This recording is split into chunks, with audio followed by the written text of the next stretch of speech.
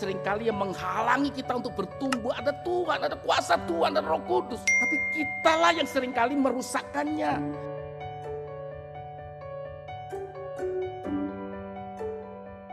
Saudara, tanpa pencangkokan, tanpa tinggal, kita bukan siapa-siapa. Kita ini tidak berguna.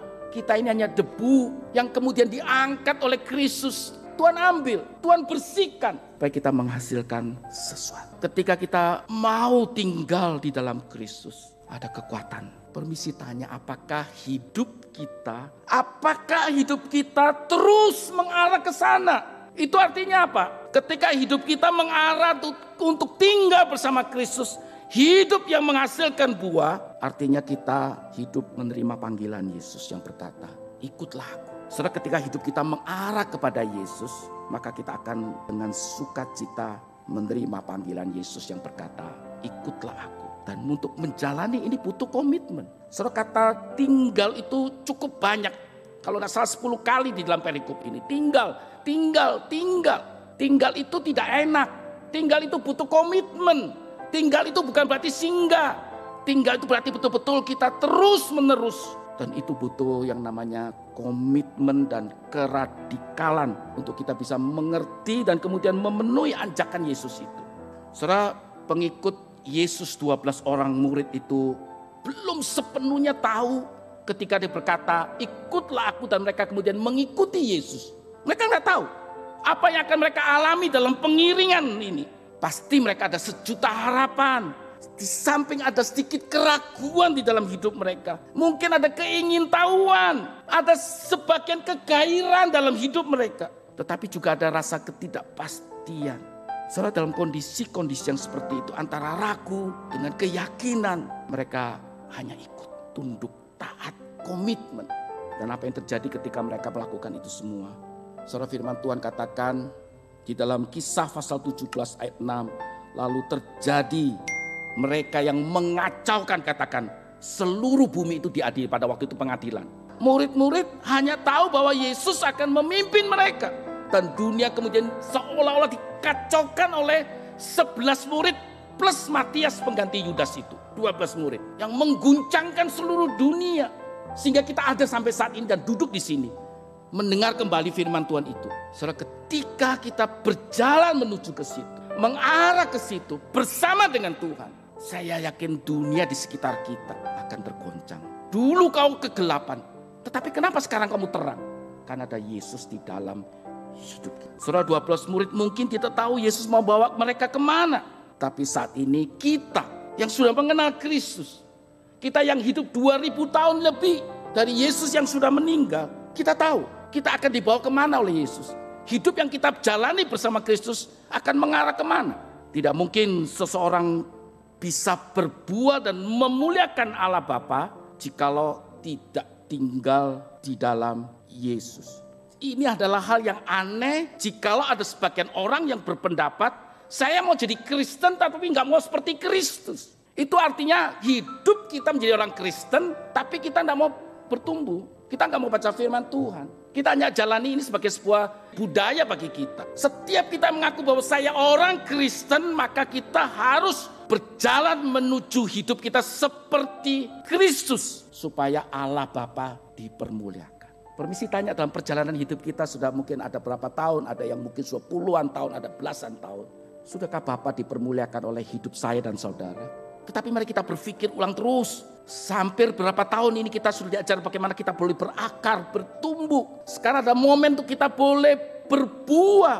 Mari, kalau kita belum berbuah, tidak ada kata terlambat di dalam Tuhan. Menjadi berkat. Saudara, tujuan hidup kita bukan kita yang tetapkan. Tetapi mari kita setiap tahun kita diingatkan dan dievaluasi untuk apakah saya hidup sesuai dengan tujuan Tuhan yang sudah ditetapkan oleh sang pengusaha itu, yaitu berbuah. Dengan berbuah kita bisa memuliakan Tuhan. Saudara, sebuah pohon tidak diciptakan untuk dirinya sendiri. Tidak. Saudara kalau kaya, saudara kalau cantik, saudara kalau mungkin ganteng, saudara mungkin diberkati oleh Tuhan, memiliki segala hal, Bukan untuk dirimu sendiri, tetapi untuk berbagi. Sepanjang tahun lalu, November sampai awal Desember, di sekolah itu kita membuat sebuah program di akhir tahun itu. Dalam program Natal kita. Mendorong setiap orang berbagi.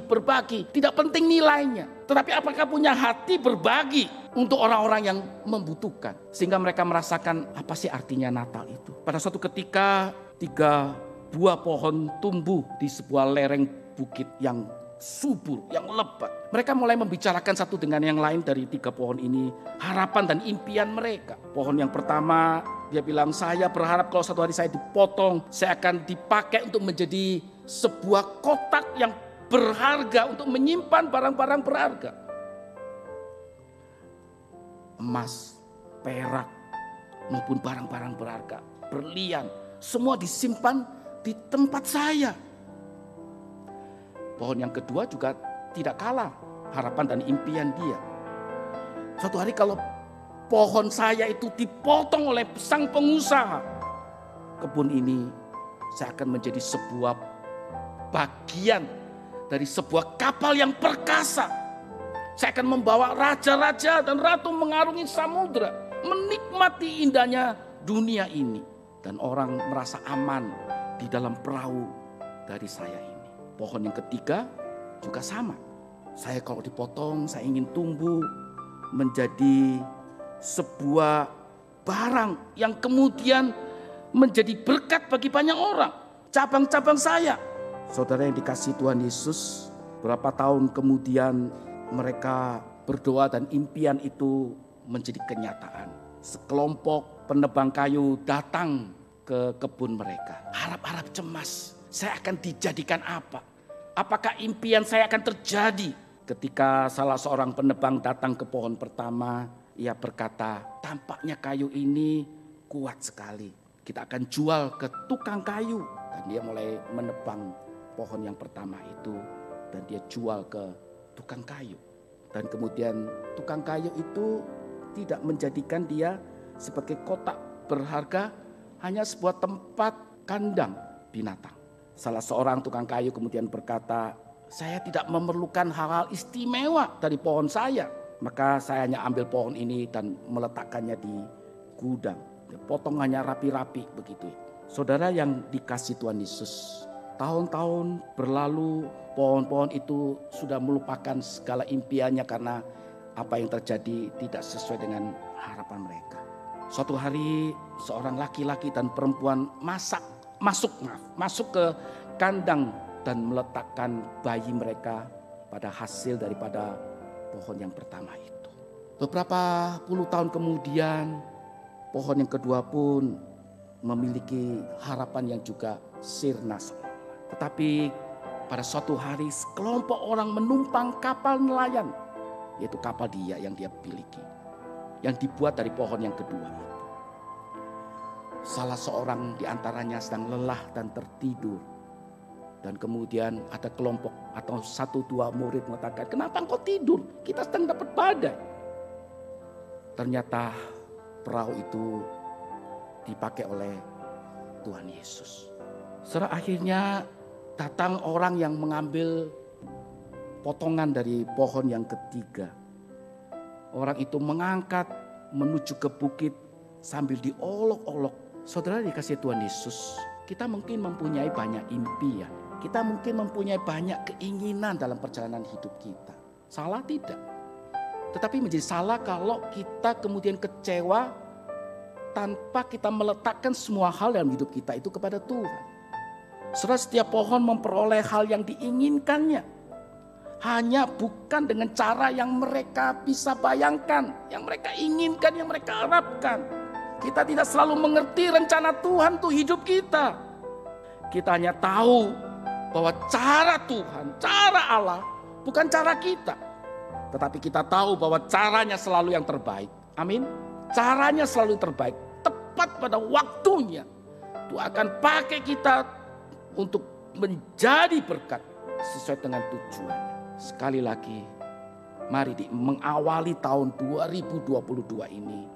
Hidup yang berbuah, hidup yang memuliakan Tuhan. Akhir kata saya ucapkan selamat tahun baru, jalani hidup di 2022 yang kita tidak tahu, tapi kita tahu pasti ketika kau berjalan bersama dengan Tuhan. Ketika saya dan saudara bersama-sama hidup dalam firman Tuhan, ada satu kekuatan, ada satu pemeliharaan dan penyertaan Tuhan.